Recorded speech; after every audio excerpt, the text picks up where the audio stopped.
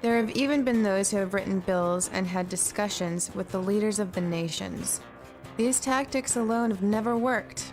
The only time we have seen a social justice movement prevail has been because there was pressure from more radical factions.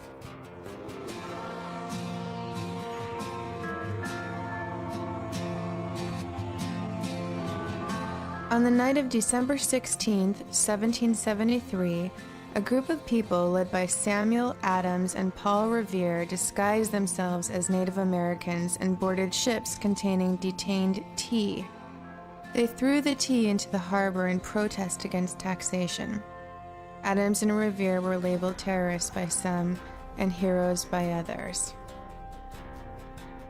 The suffragettes would chain themselves to railings, setting fire to the contents of mailboxes and smashing windows. The suffragettes evolved into the modern-day women's liberation movement, and is the reason women are now allowed to vote and no longer considered pieces of property. In the history of the world, what all of our social justice movements have in common is that they have faced government and community repression, including arrest, imprisonment, FBI and CIA investigations. They also share the commonality of having different factions within those movements.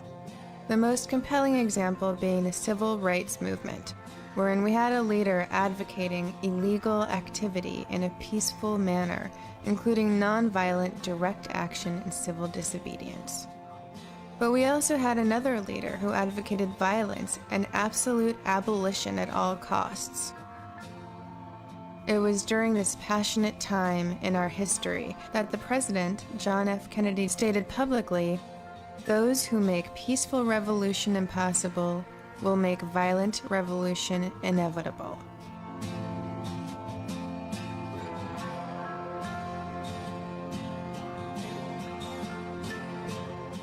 In 1960, Nelson Mandela led an organized guerrilla warfare against the white government in response to a group of peaceful demonstrators being massacred. In 1964, Mandela was convicted of sabotage and sentenced to life in prison. However, he was released in 1990. He was awarded the Nobel Peace Prize in 1993.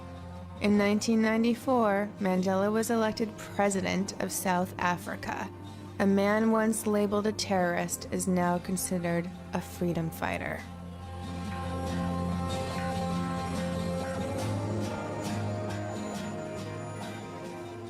I recognize that the things that I believe in very likely might take me away from being a father, from being with my son again. And I might have to go back to jail. I might be killed. But that is part of being a warrior. If breaking the law and going to prison has to be a part of that process, then it's something you have to prepare for. As with all people fighting for a liberation struggle or for social change, you have to accept that it's part of that process, that is our job, that is our task. I mean, Martin Luther King said all that, you know, that you got to expect it, you know. It's a sign of how effective you're becoming, you know. Like the women's movement, like those who fought against slavery, what we've done is we've made this movement, this animal liberation ethic, now become a part of mainstream society, and that's impossible to imagine that could have happened without organisations like the Animal Liberation Front and others who've used direct action. And the system ain't going to sit back and let us do it, so they are going to demonise us. There's that saying, isn't there? First they'll ridicule you, then they'll attack you, and then only after that they'll accept you. We're the same people. This is the Animal Liberation Movement. We're about love and compassion. We've got an anger, we've got an edge. But you read about us now, and they want to, you know, they're starting to more and more, they're starting to call us terrorists. You post on a website, or you say in a public lecture that you defend the Animal Liberation Front, that you support direct action, you are now considered to be an advocate and a voice for terrorism. I've not done anything but have a goddamn website and a newsletter. Speech. I get 23 years in jail, possibly. My girlfriend come back from Germany yesterday. They went to a fur demo, And on the way back, they got pulled in and they were held under the Terrorism Act for 5 hours. Let's applaud the FBI. Yay, cheer that. To cheer that is just like to spit and piss on the grave of Martin Luther King.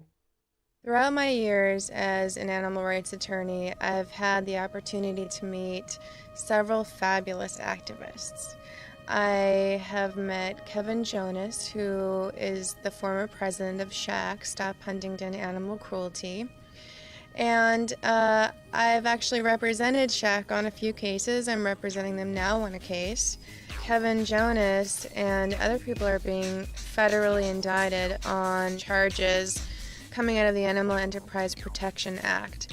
This is the first time anyone's been indicted under that federal act, claiming that these people are involved in a conspiracy.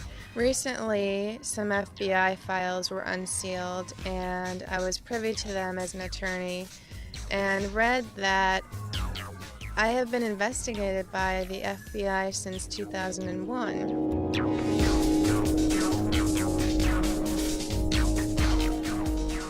Here is the affidavit, one of them starting November 15, 2002, wiretapping. And this has everyone listed. I'm someone who is listed as a potential interceptor, violator. Here's where they say that my toll records were reviewed on my telephone, that my trash has been searched since 2001. Here it says that I've been placed under physical surveillance several times in Los Angeles. It discusses that I have been seen with other people during non-Title III consensual recordings. This is the National Crime Information Center, stating that there's a warning that I'm a terrorist organization member, animal rights extremist, although no prior criminal history.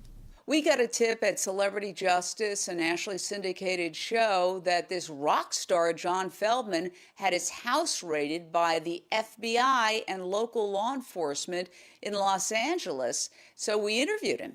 We were doing a home demonstration at this guy's house, who was running the shelters, the Los Angeles shelters at the time, who were killing something like 10,000 animals a month here and not educating people about spaying and neutering and not doing the right thing, just doing the cheaper thing. Save money, kill animals.